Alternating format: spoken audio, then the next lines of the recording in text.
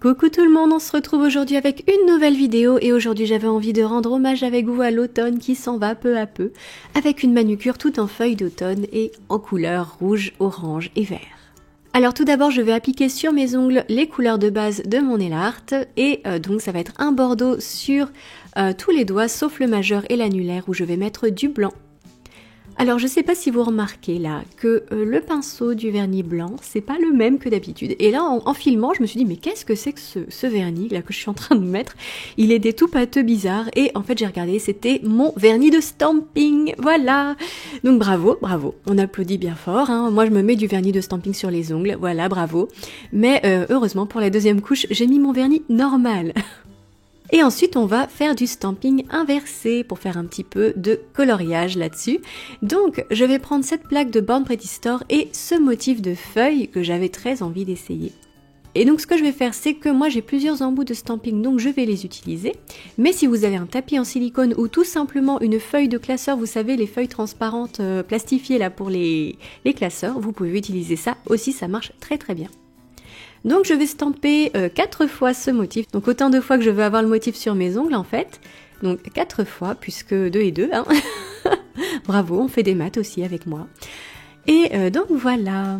Ensuite je vais prendre les 3 vernis que j'ai choisis pour le stamping inversé, et donc je vais prendre le bordeaux que j'ai mis tout d'abord, un vernis, alors c'est un vernis ici qui est métallisé, cuivre, et qui est très très joli.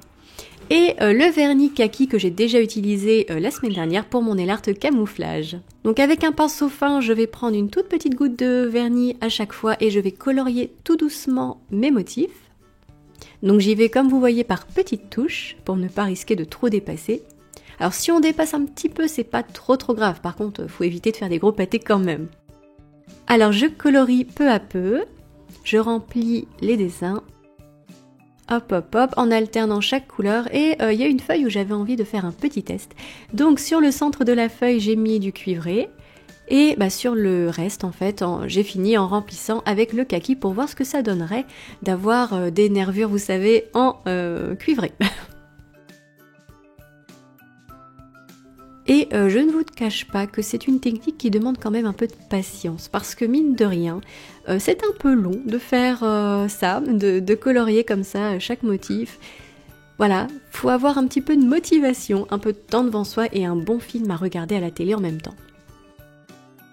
Donc une fois que j'ai colorié tous mes motifs, je vais prendre un vernis transparent, alors pas un top coat parce que par exemple le poché il est trop épais pour ça.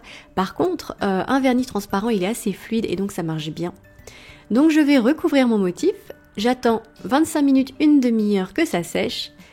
Et ensuite, quand tout est sec, je vais prendre une pince à épiler, je vais gratter tout doucement le bord du motif et je vais décoller. Alors si vous voyez que ça commence à se déchirer, vous arrêtez tout de suite et vous attendez encore un peu que ça sèche. Sinon vous allez tout gâcher. Attendez bien quand même que ça se décolle facilement. Donc une fois que j'ai décollé, je vais appliquer ça sur mes ongles. Alors pas besoin de mettre de vernis pour que ça colle. En fait, comme le vernis est quand même assez frais, ça colle tout seul. Il suffit juste de plaquer avec la pulpe du doigt et voilà, ça marche très très bien. Comme un patch en fait. Donc avec un ciseau, je coupe ce qu'il y a sur les bords pour faciliter le nettoyage. Et enfin, avec un pinceau biseauté, je vais nettoyer les contours. Et voilà, ce nail art est terminé, il ne nous reste plus qu'à appliquer la touche finale de top coat comme d'habitude. Donc je prends une grosse goutte de top coat et je l'étale tout doucement du bout de pinceau et je n'oublie pas de border l'ongle pour que le nail art tienne encore plus longtemps, comme d'habitude. Et voilà, j'espère que ce nail art d'automne vous aura plu, donc ce sera le dernier cette année et je suis trop contente parce que bientôt on va attaquer les nail art de Noël et j'adore cette période, vous savez. Donc voilà, j'espère que ce nail art vous aura plu. N'hésitez pas à liker si c'est le cas ou à vous abonner à ma chaîne.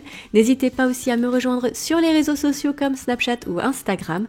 Moi en tout cas, je vous fais d'énormes bisous et je vous dis à très bientôt pour une prochaine vidéo. Bye!